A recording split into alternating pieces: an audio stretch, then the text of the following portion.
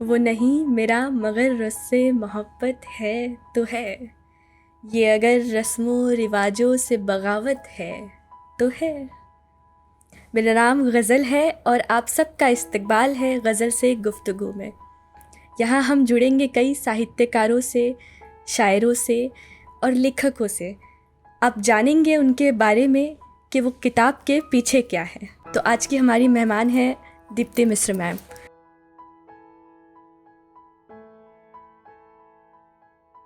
Deepti ma'am, आपका बहुत बहुत स्वागत है। Thank you ghazal, thank you. तो पहले तो मैं आपसे आपकी ज़िंदगी, आपके लिखने के बारे में ही पूछूंगी कि आपने जो लिखने की शुरुआत की वो हाँ, जर्नी, वो सफ़र कैसे स्टार्ट हुआ। जर्नी जैसे ज़िंदगी शुरू होती है वैसे ही लिखना भी शुरू होता है। हम लोग जब पढ़ाई करते हैं काका गागा से शुरुआत होती है, और पढ़ते पढ़ते एक वक्त ये आता है कि जब हम लोगों को कोट करना शुरू कर देते हैं। आपकी ज़िंदगी में भी ऐसा हुआ होगा कि जब हम पढ़ते हैं तो किसी का कुछ लिखा हमें अच्छा लगता है। फिर एक वो एडोलसेंस एज आती है जब हम अपनी डायरी में वो अशार लिखना शुरू कर देते हैं जो हमें अच्छे लगते हैं। तो वो वक्त आया उस तरीके से। फादर की हमारी अपनी लाइब्रेरी थी, तो पढ़ने का शौक़ उनको था, अरे तो वाह, वहाँ से हर हम तो लड़की का ख्वाब होता है कि उसको एक लड़का मिले जो लाइब्रेरी दे। आपके पास पहले से थी हमारे वो। पास थी, तो वहीं से ये सब चीज़ें आई भी। तो जब पढ़ने का शौक़ होता है तो लिखने का अपने आप थोड़ा थोड़ा शऊर आने लगता है। तो बस कभी हम शायरा बनेंगे या लेखक या लेखिका बनेंगे, ऐसा कोई ख्वाब नहीं था, ऐसा कभी सोचा नहीं था। सहज रूप से जो है ये होता चला गया कि लिटरेचर हमारा सब्जेक्ट था। तो लिखते लिखते शायरी कहाँ से उतरी, ये ज़िंदगी के जो बहुत सारे मकाम आते हैं, जैसे जैसे आप आगे बढ़ते जाते हैं तो जो आप महसूस करते हैं उसको जब आप डायरी में लिखना शुरू कर देते हैं। हमारे ख्याल से हर व्यक्ति के पास एक डायरी होती है, लड़कियों के पास तो ख़ास करके, खासकर जिसमें हम लोग लिखते हैं वो सब जो हम महसूस करते हैं, जिसे हम सबसे छुपा के रखते हैं। हम चाहते हैं कि उसे कोई ना देखे, कोई ना जाने, और ये भी चाहते हैं कि कोई देख ले बुक। तो उसी तरह से कुछ कुछ लिखते लिखते लिखते लिखते पता चलता नहीं है कि आप कब बाकायदा वहाँ पहुँच रहे हैं जिसे शायर या शायरा कहते हैं।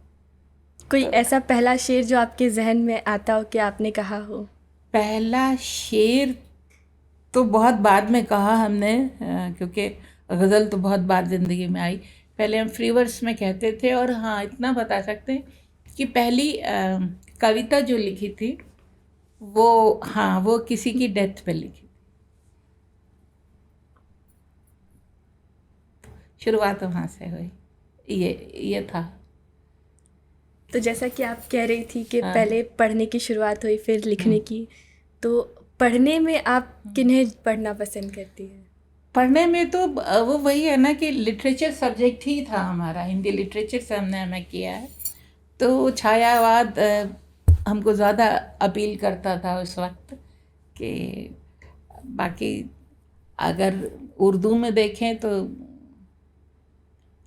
गालिब तो है ही है। गालिब गालिब बहुत देर में समझ में आते हैं, बहुत समझ में, मतलब बहुत वक्त लगता है गालिब तक पहुंचने में। बिरयानी है। बिरयानी। आज के दौर में मतलब जो हमारे कंटेम्प्रेरी बात करते हैं, निदा साहब हमें अच्छे लगते हैं, उनके शेर हमें अपील करते हैं। और बाकी मुनीर रियाजी साहब, अब तो ये सब चले गए। आज के दौर में तो जो बच्चे हैं उनमें से राजेश रेड्डी जी बच्चे हैं राजेश रेड्डी जी। बचे हैं। बच्चे हैं। तो आपकी बहुत सारी मैंने कविताएं पढ़ी हैं, हिंदी साहित्य। उर्दू तो आप लिखती हैं, हिंदी भी लिखती हैं। हिंदी साहित्य पे मुझे लगता है आपका ज़्यादा रुझान रहा है हमेशा से। तो एक बहुत ही डिबेट चलती है हिंदी और उर्दू की, जो हाँ। एक दोस्ती दुश्मनी जो भी कह लें। हाँ। कुछ लोग दुश्मन बना देते हैं, कुछ लोग हाँ। दोस्त करार देते हैं। हाँ। मुनव्वर राना उसको माँ और मौसी वाला रिश्ता कहते थे। हाँ। तो आपकी इस बारे में क्या राय है, कितनी दोस्ती कितनी दुश्मनी? हमारे दोस्ती और दुश्मनी हम क्या बताएं, जो हमारी ज़बान में है वो हमारे भीतर है, तो उससे हम क्या दोस्ती करेंगे और क्या दुश्मनी करेंगे। जो हमारे भीतर सांस लेती है, चाहे उर्दू हो चाहे हिंदी हो, बेसिकली लखनऊ से है, लखनऊ के आगे लखीमपुर खीरी, तो हमारी ज़बान ही ये है। मज़े की बात हम आपको ये बताते हैं कि उर्दू हिंदी की जो बात हो रही है कि निश्चित रूप से हिंदी लिटरेचर में हमने एमए किया और हिंदी में ही हम लिखते थे। गज़लों की शुरुआत हुई हमारी, डॉक्टर कुंवर बेचैन ने हमको पढ़ाया भी है और वहाँ से शुरुआत हुई। तो शेर कहना हमने शुरू किया, उसकी भी एक कहानी है, वो जब आप पूछेंगे तब बताएंगे। बात यहाँ आती है कि जब हमने शेर कहना शुरू किया और उसके बाद हमें लगा कि हाँ हम कुछ कह पा रहे हैं, और पहली बुक आई बस में पलती हुई याद, उसके बाद हाय तो है ये वाणी प्रकाशित। उसके बाद क्या हुआ कि दिल्ली से हमारा मुंबई आना हुआ, और मुंबई आने के बाद मुंबई आए थे हम यहाँ पे एक्टिंग के सिलसिले में।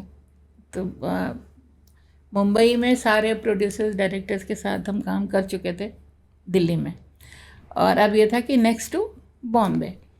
तो यहाँ आने के बाद हमें हमारी सोच में ही नहीं था कि लिटरेचर से हमारा जो राब्ता है वो यहाँ कायम भी रह पाएगा। लेकिन वो चांस की बात है कि यहाँ आते ही मुशायरे में शिरकत करने का मौका मिला, और हमें लगता है कि शायद हम और किसी के बारे में हम नहीं जानते, नहीं कह सकते, लेकिन हमें यह मालूम है कि हमको हिंदी से उर्दू में बहुत प्यार से लाया गया है। हम जब शेर कह रहे थे और हम पढ़ रहे थे तो हमें यह बताया गया कि आप उर्दू की शायरा है। मैंने कहा हमें मालूम नहीं, हमारी ज़बान में है, हमें हिंदी है या उर्दू है हमें नहीं मालूम। हम जो बोलते हैं, जिस भाषा जो हमारे अंदर बहती है, हम उस भाषा में शेर कहते हैं।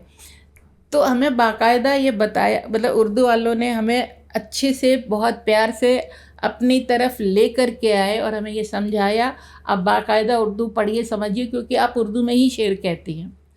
और मतलब जिस तरह से हमको मान सम्मान उर्दू साहित्य में मिला, ये बड़ी एक अजीब सी बात है, मतलब ये चौंका देने वाली बात है। क्योंकि जो आपने अभी कहा कि उर्दू और हिंदी का जो झगड़ा है वो उर्दू वाले हिंदी वालों को नहीं महत्व देते हैं या हिंदी वाले उर्दू वालों को नहीं, लेकिन इस तरह से इतने प्यार से अपनी तरफ खींच लेना और उसी मान सम्मान के साथ बनाए रखना, मुशायरों में जिस तरीके से हमको जगह मिली, जिस तरह से अपनाया गया, वो एक बहुत बड़ी बात थी। और हमने भी पूरी कोशिश की कि हम उस मयार को कायम रखें।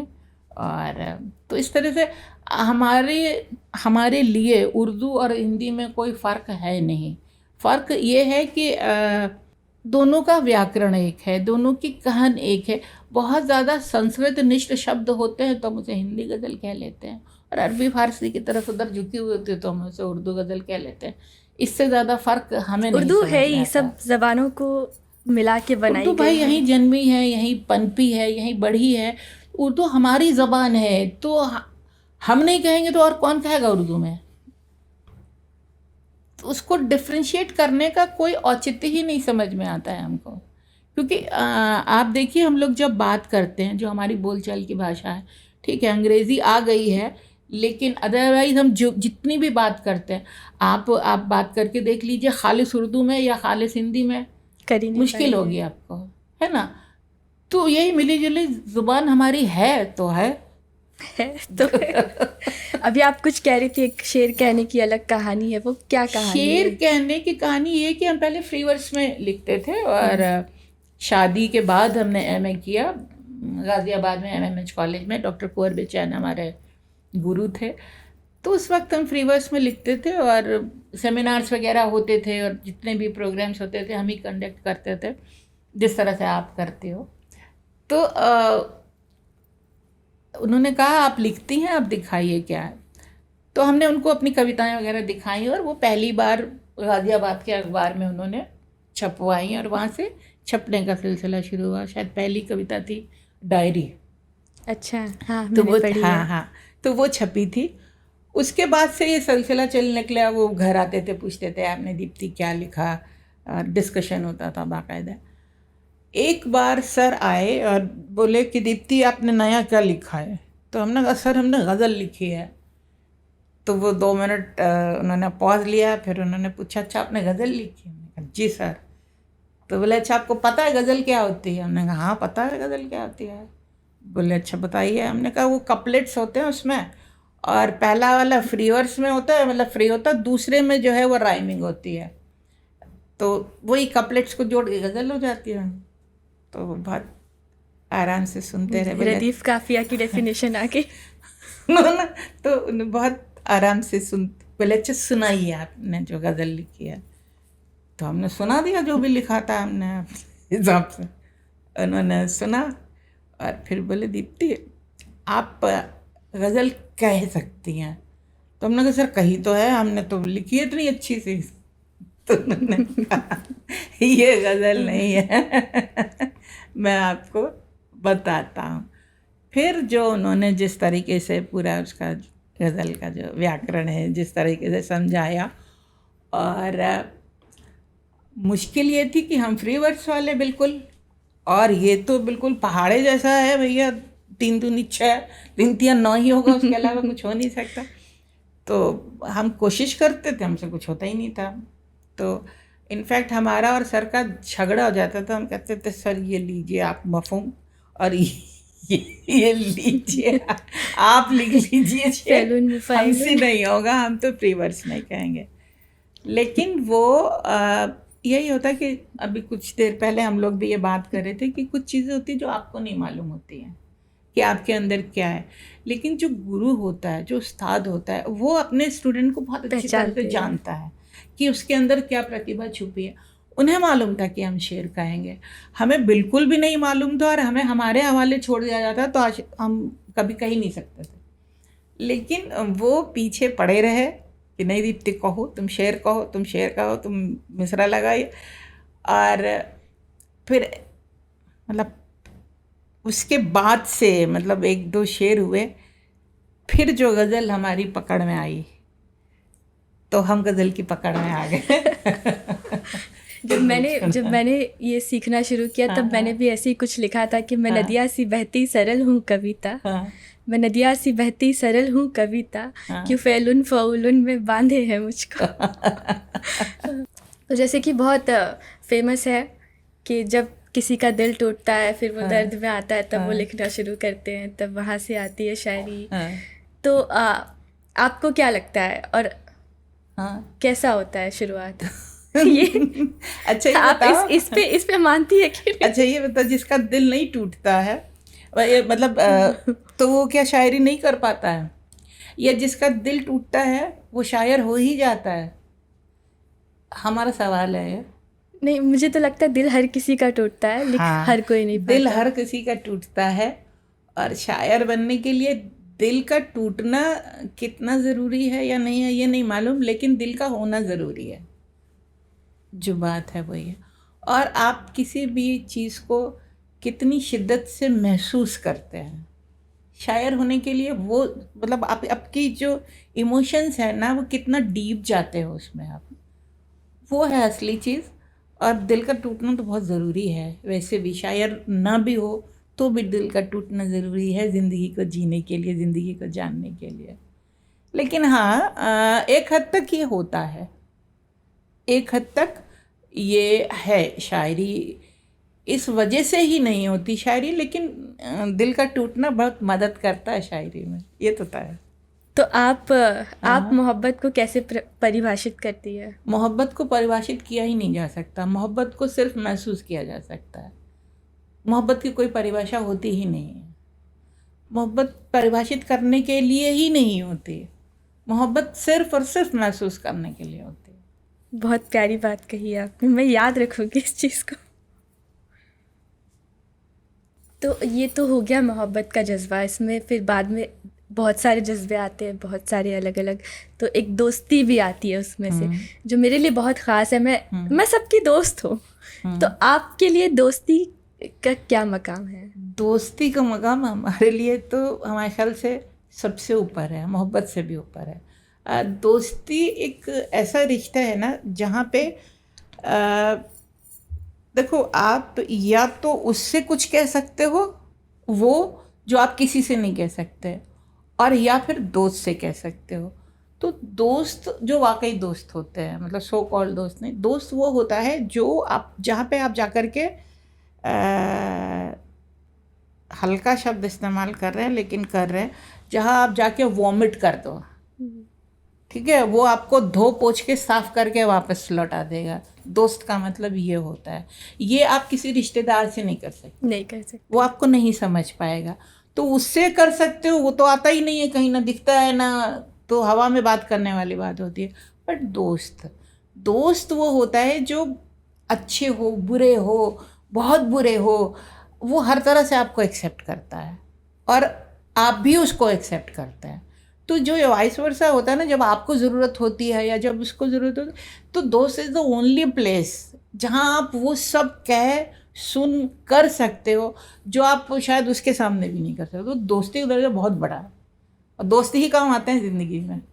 मेरा ये मानना है, सच्ची मोहब्बत तो दोस्ती होती है। अगर वो मेरी दोस्त नहीं हो सकती तो मैं उससे प्यार नहीं कर सकता। देखो, जैसे शाहरुख खान कहते हैं। हाँ, वो शाहरुख खान कहते हैं, लेकिन क्या है कि दोस्ती और आपकी किस्मत है कि आपको अच्छे दोस्त मिल जाए, आपकी किस्मत है कि आपको मोहब्बत मिल जाए या आपको मोहब्बत हो जाए। तो ये कुछ ऐसी चीज़ें जिन पे हमारा बस ही नहीं है। हम गलत सोचते हैं कि हम ऐसा कर सकते हैं, हम ऐसा नहीं। मोहब्बत हो गई तो हो गई, उसमें आपका कोई हाथ ही नहीं है। आपके बस में नहीं है कि आप इससे मोहब्बत कर लो या उसको मोहब्बत करवा लो, नहीं, वो हो गई तो हो गई। और ऐसे ही दोस्त मिल गए तो मिल गए, बाकी आपके वो नहीं मेरा मगर उससे मोहब्बत है तो है। एक एक एक बहुत शेरो शायरी में होता है कि माँ के ऊपर कई शेर कहे जाते हैं, और उस पे ऐसा होता है कि अगर पूरी गज़ल भी ख़राब है तो वो शेर, उस पे लोगों की दाद आती ही आती है। भाई हमें तो हम इन सब चीज़ों से इत्तेफाक इसलिए नहीं रखते कि हम दाद के लिए शेर कहते ही नहीं हैं। हम शेर कहते हैं, दाद मिल जाती है तो अच्छी बात है, नहीं भी मिलती है तो भी कोई बात नहीं।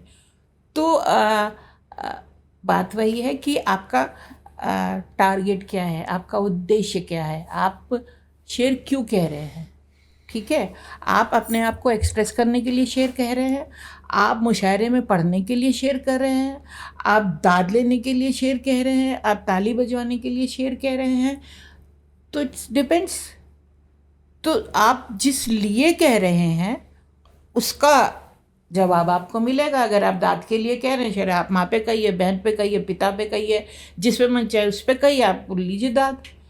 लेकिन वो बात आपके दिल से निकल रही, शायरी तो वो होती है जो आपके दिल से निकले।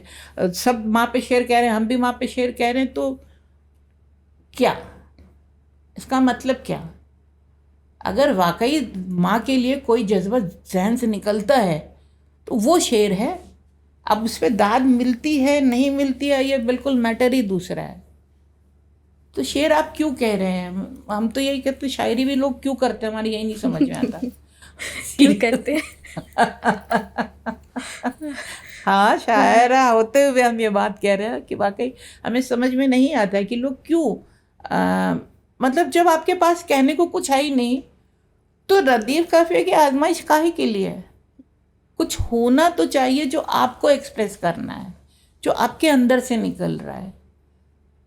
तो ये है माँ पे। हाँ, आपकी कविताओं में बहुत सारी कविताएं पढ़ी है मैंने, जैसे हाँ, एक मछली है, प्यार है, हाँ, और एक आपके जो स्त्री और पुरुष के बीच के जो रिश्तों के आपने बयान किया है, ये बहुत साधारण रिश्ते नहीं है कि एक प्रेमी एक प्रेमिका है, नहीं, इसमें बहुत सारी कॉम्प्लेक्स लेयर्स हैं। तो ये आपने कैसे, मतलब इसके बारे में क्या कहें? इसके बारे में, ये कोई भी रिश्ता साधारण होता ही नहीं है, और स्पेशली स्त्री और पुरुष का रिश्ता तो इससे ज़्यादा कॉम्प्लेक्स कोई रिश्ता है ही नहीं। मतलब वो प्रकृति और पुरुष वो बने ही एक दूसरे के पूरक भी हैं ठीक है, और एक दूसरे के बिना अधूरे भी हैं, लेकिन एक दूसरे के साथ घर्षण भी है।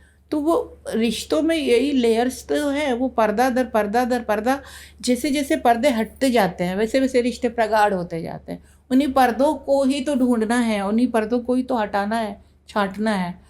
तो हम मान लेते हैं, हम सोच लेते हैं कि ये रिश्ता सबसे साधारण रिश्ता है, या नहीं।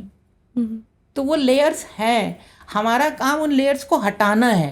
तो जैसे स्त्री पुरुष के हम रिश्ते की बात कर रहे थे, आपका एक शेर है, अजब कशमकश अजब है, आप पढ़ देंगी तो बहुत अजब अच्छा लगेगा। कशमकश है, अजब है कशाकश, ये क्या बीच में है हमारे तुम्हारे, ज़रूरत ज़रूरत ज़रूरत ज़रूरत, ज़रूरत की खातिर मरासी में सारे। इसमें ज़रूरत में मैं बहुत अलग मायने पे जाती हूँ। तो एक फिजिकल इंटीमेसी वो तो एक बहुत नेचुरल सी है कि जो ज़रूरत है दोनों की, मैं उसके आगे जाके देखती हूँ। हाँ, तो इसमें जो ज़रूरत ज़रूरत ज़रूरत ज़रूरत है, तो ये सिर्फ रेपिटिशन नहीं है, ये अलग अलग ज़रूरियात हैं। हर तरह की ज़रूरत है, इमोशनल, फिज़िकल, मेंटल, और भी बहुत सारी। तो जो कहा गया है इसमें शेर में वो यही है कि कोई भी कनेक्शन जो होता है वो उसकी बुनियाद बेवजह नहीं होती, वजह होती है, और वो वजह ज़रूरत होती है। अदरवाइज़ मतलब जो आजकल के बरासी में, और वैसे भी ये मतलब फैक्ट भी है, ये सच भी है कि बिना कारण के कोई कार्य होता नहीं है। तो जीवन का सच है ये, इसमें क्या है तो है। तो जैसे इसी शेर या फिर किसी भी शेर की बात करूँ, हाँ, तो उसमें एक दिल होता है और दिमाग होता ही होता है। तो अमूमन दिमाग से शायरी होती है, दिल से शायरी होती है। शायरी दिमाग से कहाँ होती है? शायरी दिमाग से तो हो ही नहीं सकती, शायरी तो दिल से ही होती है। तो सवाल क्या था तुम्हारा? हाँ मैम, यही सवाल था, दिल दिमाग वाला। हाँ, अभी जैसे हम मरासिम की बात कर रहे हैं, हाँ, तो एक लड़कों का काफ़ी शायरों ने, किसी ने भी स्त्री को बेवफा नहीं कहा होगा, ये तो है ही नहीं। हर किसी ने, गालिब के मुझे ऐसे कोई शेर नहीं मिले, वो खुद को कह रहे हैं माशूक फरेबी हूँ मेरा काम, मजनू को बुरा कहती है लैला मेरे आगे। उनके अलावा में काफ़ी लोग बेवफा बेवफा कहते रहते हैं, बट मुझे नहीं लगता कि मोहब्बत का जो जज्बा है वो औरतों से बढ़कर मर्द कर सकते हैं, क्योंकि उनका एक समर्पण होता है। तो जैसे आपका ही शेर है कि जोग लिया फिर जहर पिया, मेरा सचमुच दीवानी थी, तुम अपनी पत्नी गोपी और राधा के सावरिया थे। हाँ, स्त्री में समर्पण भाव ज़्यादा है, इसमें तो कोई दो राय नहीं है। लेकिन ऐसा नहीं है, ये जज्बा जो इश्क में कम ज़्यादा कुछ होता ही नहीं है, और कोई कंपैरिजन भी नहीं होता है कि हमारा ज़्यादा या तुम्हारा ज़्यादा, या उसमें मोल भाव कुछ। इश्क में दो लोग होते हैं और इश्क होता है, बस। इसमें न स्त्री होती है न पुरुष होता है। इसमें ये एक भाव है जिसमें दो लोग समा जाते हैं, मतलब वो इश्क में वो इश्क हो जाते हैं, उसे इश्क कहते हैं। और वफ़ा बेवफ़ा और ये सारी चीज़ें इश्क नहीं है, ये मोहब्बत प्यार, इश्क मोहब्बत प्यार प्रेम सारे अलग अलग शब्द हैं, और सबके अर्थ भी अलग अलग हैं। हर मोहब्बत, हर प्यार, हर प्रेम इश्क नहीं होता।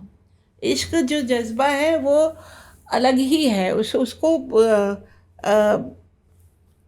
बाकी सारे जज्बों से जोड़ा नहीं जा सकता। हाँ, उनकी झलक पाई जा सकती है इस तरह से, जिसे आप मोहब्बत कर रहे हो, या जहाँ वफ़ा या बेवफ़ाई की बात होती है, जहाँ पाने या खोने की बात होती है। इश्क पाने खोने से ऊपर है, वहाँ पाने की चाहत ही नहीं होती। जब आपको इश्क होता है ना किसी से, तो आप बस उसके अच्छे के लिए सोचते हैं, इससे ज़्यादा कुछ भी नहीं। ना आप उससे कुछ चाहते हैं, ना आप उससे कुछ पाना चाहते हैं, ना आप जब किसी की बेहतरी के लिए अंदर से आपके से उबाल आए तो वो कहीं इश्क को टच करता है हल्का सा। तो इसमें ये जब हम जिसको प्यार आप कह लो, जिसे मोहब्बत कह लो, जिसे बेवफाई और वफा करना कह लो, ये सारे लाइफ के ज़िंदगी के छोटे छोटे पड़ाव हैं। इश्क नहीं, ये जो प्यार मोहब्बत है ये बहुत बार होती है ज़िंदगी में, होती है ना, है कई बार दिल टूटता है कई, और जब भी जो मिलता है लगता है यही शख्स आखिरी शख्स है ज़िंदगी का, इसके बाद ज़िंदगी खत्म। थोड़े दिन बाद वो शख्स नहीं होता है और ज़िंदगी आगे चल रही है, खत्म होने वाली है। हाँ। तुम मेरी आखिरी मोहब्बत हो। हाँ, तो ऐसा होता नहीं, लेकिन हाँ ये है कि मतलब प्रैक्टिकल तौर पे देखें अगर तो, और ये जो बाहर की दुनिया है, जो मटेरियलिस्टिक वर्ल्ड है, उसमें जिसे हम प्यार कहते हैं, प्यार का नाम दे देते हैं, वही सारी और ज़रूरतों को पूरा करने के लिए, तो वहाँ फिर ये सारी चीज़ें आती हैं जिसको हम वफ़ा कहते हैं, जिसको हम दफ़ा कहते हैं, जिसको तो नहीं, हमें नहीं लगता कि पुरुष कम वफ़ादार होते हैं, उनका भी समर्पण होता है। वो शायद उतने अच्छे से कह नहीं पाते, शायद वो अपने आप को एक्सप्रेस नहीं कर पाते। औरत के पास, स्त्री के पास एक ये बहुत बड़ा गुण होता है, खुदादात होता है कि वो अपनी बात को कह लेती है। पुरुष कम एक्सप्रेसिव होते हैं, तो वो शायद उस तरह से अपने जज्बे का इजहार नहीं कर पाते। तो हमें लगता है कि, लेकिन अगर वो कम एक्सप्रेसिव होते हाँ, तो मैं कहूँगी कि शायर बहुत है, शायरात बहुत कम है। हाँ, तो इसीलिए तो उनको शायरी का सहारा लेना पड़ता है, क्योंकि वो अच्छा, एक्सप्रेस नहीं ये कर बात पाते। है। वो बैसाखी है, समझी मैं, बैसाखी है। तो एक आपकी कविता है नारी, उसमें हाँ, आपने अहिल्या के बारे में कहा है, द्रौपदी हाँ, के बारे में कहा है, हाँ, सीता के बारे में आपने कहा है कि उसको अग्नि हाँ, परीक्षा नहीं देनी हाँ, चाहिए बिल्कुल थी। नहीं देनी चाहिए थी, क्योंकि ये बहुत बड़ा सच है। हम फिर हमें हमारे ख्याल से वो कविता में सुनानी चाहिए, क्योंकि वो है कि अब कोई सीता न देगी अग्नि परीक्षा यहाँ, राम गर विश्वास हो तो आके हाथ थाम लो, जो नहीं विश्वास तो व्यर्थ राज्य का ना नाम लो। सीता के हृदय में अविश्वास का बीज तक जन्मा नहीं, फिर तुम्हारी दृष्टि में ये प्रश्न चिन्ह है किस लिए, तुम पुरुष हो और वो है स्त्री बस इसलिए। सीता को अग्नि की बेदी पर बिठा अपनी महानता का प्रमाण दे दिया तुमने, स्त्री का सतीत्व मात्र शारीरिक है, मूक समर्थन दे दिया तुमने। सीता को अग्नि की बेदी पर बिठा मूक समर्थन दे दिया तुमने, सीता को अग्नि की बेदी पर बिठा अपनी महानता का प्रमाण दे दिया तुमने, स्त्री का सतीत्व मात्र शारीरिक है, मूक समर्थन दे दिया तुमने। क्या कभी सोचा तुमने, क्या कभी सोचा तुमने कि रावण के क्रूर हाथों से यदि सीता न बच पाती तो क्या होता, अपने सतीत्व का प्रमाण यदि सीता न दे पाती तो क्या होता। क्या तुम भी समाज की तरह उसे अस्वीकार देते, क्या तुम भी समाज की तरह उसे अस्वीकार देते या उसकी शुद्ध आत्मा को स्वीकार लेते। बोलो राम चुप क्यों हो, राम तुम्हें उत्तर देना होगा। सीता पवित्र थी, सीता पवित्र है, सीता पवित्र रहेगी, ये कहना होगा। तो यहाँ जो कहने की कोशिश की गई है, जो बताया गया है कि ये शरीर कुछ भी नहीं है, आपकी पवित्रता का शरीर से लेना देना ही नहीं है। ये कॉन्सेप्ट ही गलत है, ये सोच ही गलत है कि आपका जो शरीर है, जो आपकी देह है, वो पवित्र या अपवित्र होती है। नहीं, पवित्र होती है आत्मा, आपका अंतस, आपकी रूह। वो अगर प्योर है तो आप प्योर हैं। ये शरीर इसका क्या नहीं होता, ये शरीर तो वैसे भी हम नहीं कह रहे, तो मिट्टी में मिलता ही है, मिट्टी से बना है, मिट्टी। और इसका क्या क्या हश्र नहीं होता, कभी ऑपरेशन होता है, कभी चीर फाड़ बच्चे को जन्म देती है माँ, तो हर तरीके से इस शरीर का उपयोग होता है। कभी अच्छे के लिए कभी बुरे के लिए। तो शरीर तो एक साधन मात्र है, वो अस्तित्व नहीं है आपका। वो किसी स्त्री का जो अस्तित्व है वो उसके शरीर से नहीं है, उसका अस्तित्व उसकी आत्मा से है। तो ये कॉन्सेप्ट ही गलत है कि स्त्री को उसके शरीर से नापा या तोला जाए और उसके आधार पर उसकी पवित्रता या अपवित्रता का प्रमाण ढूंढा जाए। तो एक जो उस समय का समाज था, तो अगर सीता अगर ये अग्नि परीक्षा नहीं देती तो क्या उसको सीता माना जाता उस दौर में? वो क्यों नहीं? तो ये तो राम की रिस्पॉन्सिबिलिटी थी ना, ये रिस्पॉन्सिबिलिटी तो राम की थी। पति तो राम थे ना उनके। जब आपका पति आपको समाज के समान देख रहा है तो समाज जो कहेगा वही मानना पड़ेगा ना। क्यों गई वन में सीता? मेरे लिए रामायण हमेशा से एक प्रेम कथा रही है। जो सामाजिक मुद्दे हैं उनको मैं दरकिनार करके देखूं तो एक राम और सीता के जो वनवास का समय था वो उनके प्रेम का खूबसूरत समय था। तो मेरे लिए हमेशा से ये प्रेम कथा रही है। तो अगर जैसा कि आप कह रही हैं, जो सवाल आप कह रही है, तो ये एक तरह से जो एक हमारे समाज में जिस मुकाम पे रखा जाता है इस कहानी को, इस किताब को, तो आप ये नहीं लगता आपको कि एक सवाल करना या फिर? हाँ, सवाल है। और देखो क्या होता है कि आस्था एक ऐसी चीज़ होती है, जब आप कभी भी किसी की आस्था को टच करते हो तो उसको बुरा लगता है, उसको ख़राब लगता है। ठीक है, ये है कि आपके भगवान के बारे में अगर कोई भी बात, कोई भी सवाल उठाया जाए तो वो नागवार गुजरता है लोगों को और उनको शिकायत होती है और हमको सुनना भी पड़ा है इस पे। कोई ऐसा इंसिडेंट हुआ? हाँ, बहुत सारे लोगों ने हमको बायकॉट किया और कहा भी कि आप कैसे कह सकती हैं। तो सवाल ये नहीं है कि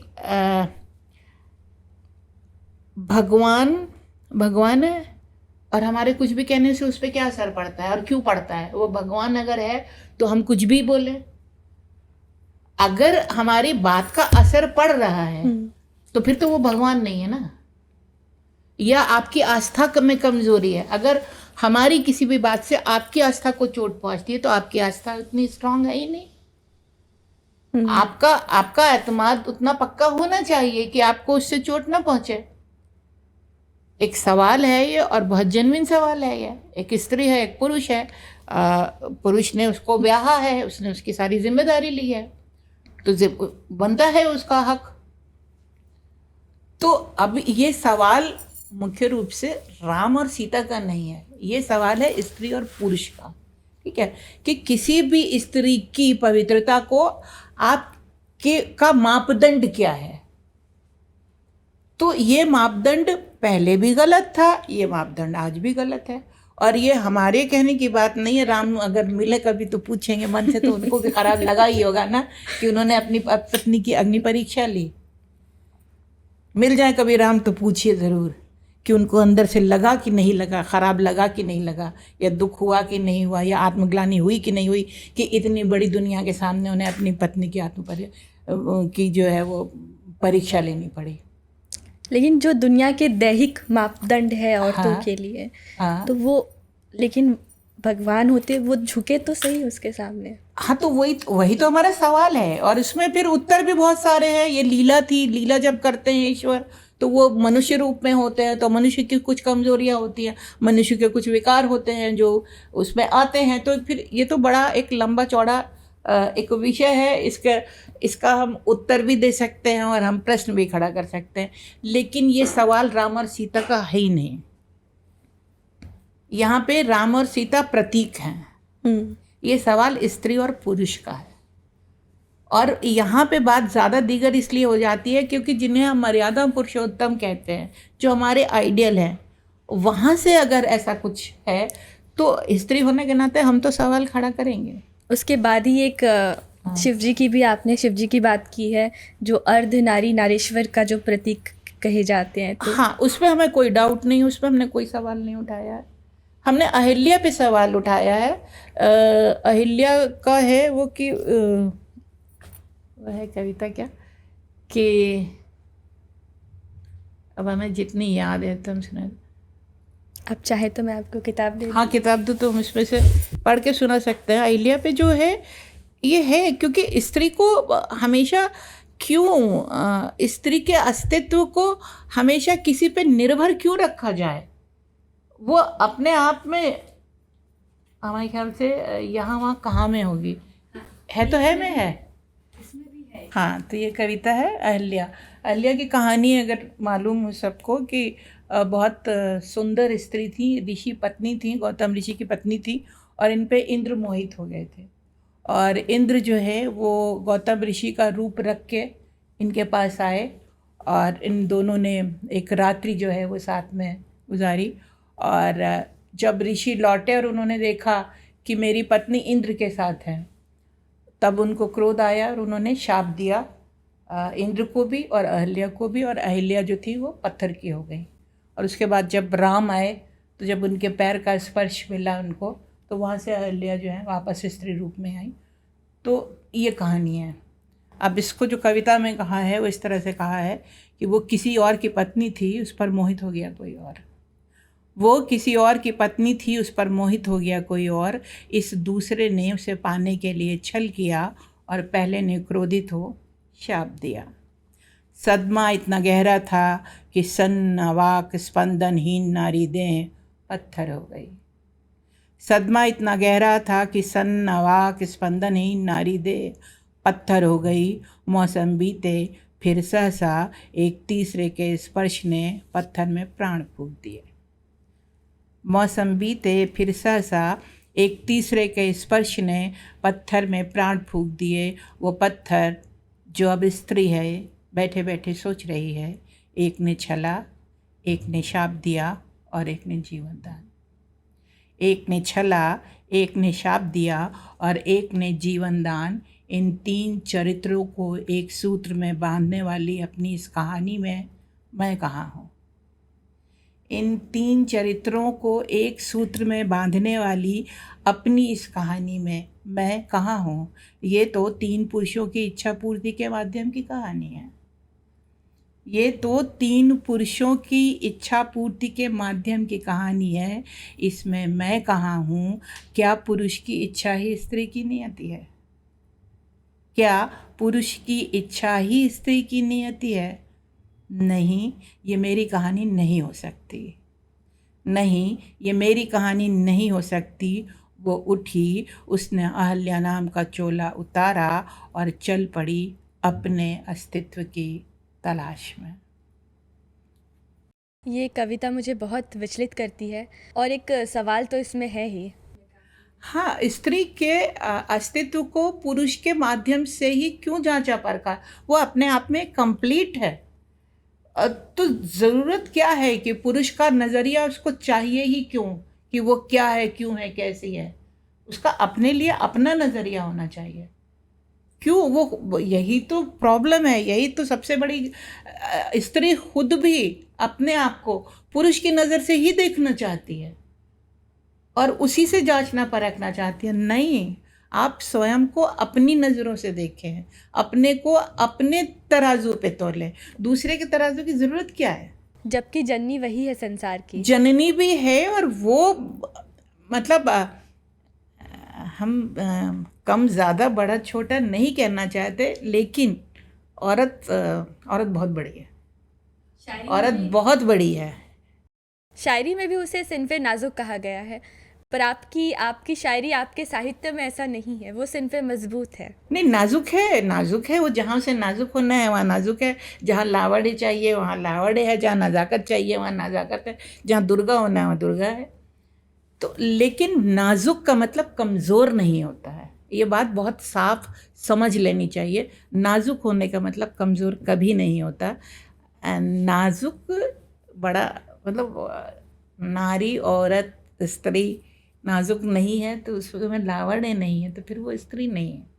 उसमें वो जो लोच होना चाहिए, वो सारी चीज़ें हैं और होनी चाहिए, लेकिन उतना ही भर नहीं, उससे आगे भी कुछ। बात यहाँ ख़त्म नहीं होती है, बात यहाँ से शुरू होती है। सिंपल नाजुक की बात यहाँ से शुरू होती है। ये लोग इसे यहीं से शुरू करके यहीं ख़त्म कर देते हैं। नहीं, इसके बहुत आगे है औरत। इस जिस्म से, इस सोच से बहुत बहुत बहुत ज़्यादा आगे और ऊपर है औरत। मुझे लगता है कहीं ना कहीं ये जो सारी डेफिनेशन, सारी परिभाषा रखी गई है, जितना साहित्य रखा गया, वो एक तरह से पुरुष की तरफ से ही आया। हाँ, क्योंकि उसने अपने नज़रियों को ज़्यादा अच्छे ढंग से कहा है। और ये तो समाज ही हमारा ऐसा रहा है, पुरुष शासित समाज हमेशा से रहा है, मेल डोमिनेंस रही है, तो उसकी से को, उसके कहन को, उसकी बात को ज़्यादा महत्व दिया गया है हमेशा से। तो हाँ, स्त्रियों ने भी उसे मान लिया है कि हाँ यही सही है। तो ऐसे लड़कियों को मोटिवेट करने के लिए आप कुछ कहना चाहेंगी कि भाई अपनी बात कहे, अपना कलाम कहे, अपनी कहानियाँ कहे? हाँ, देखो क्या है, कुछ मोटिवेट करने की ज़रूरत नहीं है, कुछ भी बताने सिखाने की ज़रूरत नहीं है। सिर्फ इतनी सी बात है जिसको कहते हैं सेल्फ रियलाइजेशन। आपको सिर्फ अपने अंदर झांकना है और रियलाइज़ करना है और जानना है कि आप कौन हो। हालांकि बहुत बड़ा सवाल है, इसको ऋषि मुनि तक नहीं पहुंच पाए इसका जवाब तक, लेकिन आपको इतना करना है कि खुद के नज़रिए से देखिए, खुद को अपनी डेफिनेशन बनाइए, अपनी सोच बनाइए। आपका सही गलत है, आपको क्या करना है, आपको क्या नहीं करना है, ये आप खुद तय करिए। हर चीज़ के लिए दूसरे का मुंह मत देखिए। गलतियां होंगी ना, गलतियों से सीखेंगे। कौन ऐसा है जो सीख के पैदा हुआ है? जो लोग इस बात के अथॉरिटी बने बैठे हैं कि ऐसा करना चाहिए, वैसा नहीं करना चाहिए, या ये सही है, तो वो क्या माँ के पेट से सीख के आए थे? उन्होंने भी गलतियाँ की, उसके बाद सीखा, उसके बाद जाना। तो डरते क्यों हो? क्यों डरते हो? किससे डरते हो? गलत होगा तो सही भी करेंगे। गड्ढा है, कहते हैं कि मत जाओ गड्ढे में, अगर हम गिर गए तो क्या हम गड्ढे से निकलना तो सीखेंगे, लेकिन गड्ढा देख के और दूर से हम बैठे ही रह जाएं अगर, तो हम तो ज़िंदगी में कुछ कर ही नहीं पाएंगे। ज़िंदगी जीने के लिए है, कुछ करने के लिए, कुछ कर गुजरने के लिए है। तो हौसला, और इसके लिए सबसे बड़ी बात है जिन्हें सबसे ज़्यादा ध्यान देना चाहिए वो है पेरेंट्स। जब तक पेरेंट्स का सपोर्ट नहीं मिलेगा, स्पेशली लड़की, ज़मीन मजबूत नहीं होगी तब तक वो नहीं। क्योंकि हमें सिर्फ एक काम करना है अपने बच्चों को, चाहे लड़के हो चाहे लड़कियां, उनको कॉन्फिडेंस देना है, उन्हें हौसला देना है, उनको उनकी नींव इतनी स्ट्रांग तैयार करनी है हमको कि कल वो घर से बाहर निकले तो सर उठाकर, मतलब फतेह करने के लिए निकले किला, क्यों डर के निकलें। जो भी जहाँ भी पहुँचा है, कहीं भी पहुँचा है, वो सारे अप एंड डाउन से गुजर के ही पहुँचा है। कोई भी ऐसा इंसान संत को पैदा ही नहीं हुआ है कि यहाँ से पैदा हुआ और वहाँ पहुँच गया, उसने पूरा देखा है सब। तो हम अपने बच्चों को क्यों डरते हैं कि वो ये ना देखें? ज़िंदगी है, कुछ अच्छा होगा, कुछ बुरा होगा, उनको एक्सपीरियंस करने दो। हौसला ये देना है कि इससे तुम कहीं नहीं, इससे तुम्हारा नुकसान कुछ नहीं, तुमने इससे सीखा क्या? जब हम टूट जाते हैं, जब हम बिखर जाते हैं और ये मान लेते हैं ये हमारी हार है, नहीं, हार का मतलब है अगली जीत का तैयारी। हारते ही इसलिए है कि अगली जीत की तैयारी करनी है हमको। तो ये हौसला हमारे पेरेंट्स दे सकते हैं, जिनके पास एक्सपीरियंस है, जो जानते हैं, जिन्होंने ज़िंदगी देखी है, जिन्होंने दुनिया देखी है, जो समाज को जानते हैं। उनको खड़े रहना चाहिए दूर से, जैसे हम दूर खड़े हैं कि हाँ तुम उड़ो, गिरोगे तो हम तुमको कैच करने के लिए तैयार, बट वो उड़ने तो दो बच्चों को। तो वो रिस्पॉन्सिबिलिटी से हमें लगता है पेरेंट्स भाग रहे हैं आजकल, वो रिस्पॉन्सिबिलिटी निभा नहीं रहे हैं। इसी का कारण है कि बच्चे अगर बच्चियां भी अपने आप को कमज़ोर महसूस करती हैं तो शायद उनको उतना बैकअप पीछे से नहीं मिल रहा है, ऐसा ही लगता है हमको। तो जैसे अब नए बच्चे आते हैं, नए लोग आते हैं, नए कहने वाले आते हैं, नए हाँ, आने वाले आते हैं, उनके लिए आप क्या कहना चाहेंगे? क्या करें? उनको कहेंगे दिल खोल के लिखो, खूब जियो, अच्छा करो, करने की कोशिश करो, मेहनत करो, शॉर्टकट मत अपनाओ। जो सबसे बड़ी आज की जो प्रॉब्लम है वो आज का बच्चे पेशेंस नहीं है लोगों में। वो बहुत जल्दी बहुत कुछ पा लेना चाहते हैं और बहुत ज़्यादा पा लेना चाहते हैं और सब कुछ पा लेना चाहते हैं। नहीं, ये एक बहुत लंबी जद्दोजहद है। ये एक पूरा, जिसको कहते हैं कि कोई भी कला हो, ये आप जब तक, ये एक साधना है, आप रियाज नहीं करोगे, आप साधना, आप मशक्क़त नहीं करोगे, आप कहीं नहीं पहुंचोगे।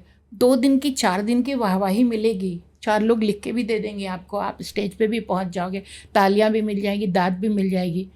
उसके बाद क्या? उसके बाद कुछ नहीं। तो वाकई कुछ अचीव करना है तो उसके पीछे की एक चीज़ और, किसी भी इंसान को, जिसको भी आप अपना आइडियल मानते हो या जिसको भी आप देखते हो कि ये यहाँ है, ये वहाँ है, एक बार उसकी जो जर्नी है उसको जानने की कोशिश करना। कोई कहाँ तक पहुँचा है, तो किन रास्तों को, पहाड़ को तोड़ते हुए कैसे कहाँ पहुँचा है, ये जानना। हम हमेशा किसी भी इंसान को देखते हैं ना, हम ये देखते हैं कि वो इस वक्त कहाँ है और हमें वो होना, उसकी जर्नी को कभी हम देखने की कोशिश ही नहीं करते। एकदम हमारे जैसा ही वो आम इंसान था कुछ वक्फे के पहले। वो जो बना है आम से ख़ास, वो उस रास्ते पे चलकर बना है, जो रास्ता उसने अपने लिए खुद बनाया है, बने बनाए रास्ते पे नहीं चला है। तो ये मान लो आपको अपना रास्ता खुद बनाना है, किसी के रास्ते पे चल के आप कहीं नहीं पहुंचोगे। तो मेरा ना एक सेक्शन होता है जिसमें मैं हाँ। सबसे एक बुक रिकमेंडेशन मांगती हूँ। हाँ तो मेरी रिकमेंडेशन तो है कि दीप्ति मिश्रा को पढ़ना हाँ, चाहिए। हाँ, तुम्हारे दिल इनकी नई किताब है सबको, और ख़ास तौर पे जो लड़कियां हैं उन्हें बिल्कुल से पढ़ना चाहिए, बिल्कुल ही पढ़ना चाहिए। तो मैम आपकी कोई बुक रिकमेंडेशन है जो? हाँ, रामचरितमानस पढ़िए। जिन राम के बारे में हमने ये सब कहा उन्हीं को पढ़िए और समझिए और जानिए और गुनिए।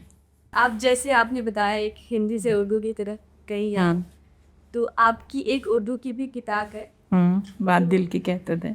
हाँ, तो बताइए कुछ उसके बारे में, कैसा रहा आपका सफर? बहुत अच्छा रहा। और इसमें हमारी मदद की अब्दुल अहद साद साहब ने। उस वक्त हम लोग बैठते थे, क्योंकि उर्दू लिखना हमने बाकायदा बच्चों की तरह सीखा है, हिज्जे जोड़ के। अभी भी उतना फ्लुएंटली हम नहीं पढ़ पाते हैं, हिज्जे जोड़ के बच्चों की तरह पढ़ते हैं, बट इस सब में हमारी मदद अब्दुल्ला साद साहब ने बहुत की।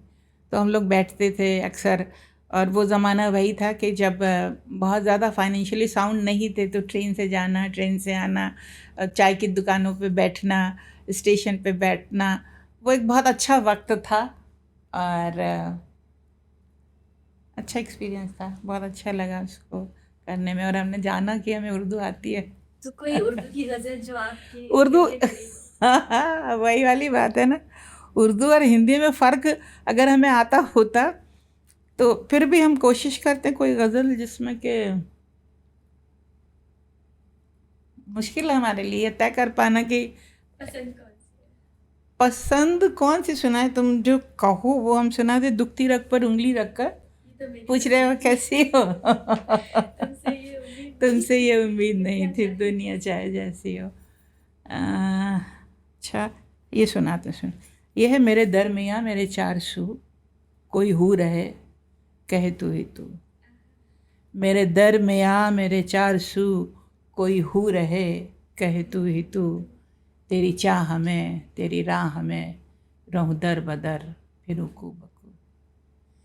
तेरी चाह में तेरी राह में रहूं दर बदर फिरूं कू बकू। मुझे आजकल यही काम है तेरी आरज़ू तेरी जुस्तजू। मुझे आजकल यही काम है तेरी आरज़ू तेरी जुस्तजू। तुझे मिल के भी न मिलूं कभी, तुझे मिल के भी न मिलूं कभी, तेरा अक्स हूँ मैं भी हूँ बहू।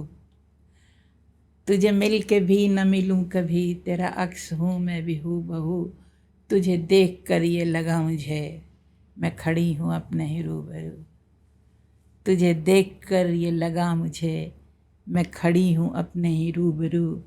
सरेआम तुझसे मैं क्या कहूँ, सरेआम तुझसे मैं क्या कहूँ, कभी मिल मुझे ज़रा दू बदू।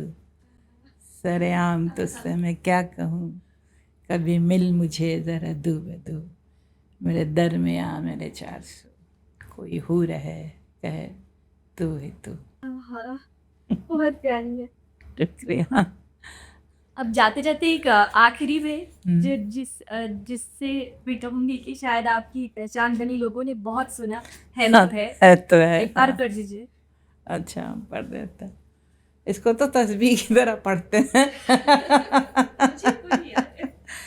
कि वो नहीं मेरा मगर उससे मोहब्बत है तो है, वो नहीं मेरा मगर उससे मोहब्बत है तो है, ये अगर रस्म रिवाजों से बगावत है तो है।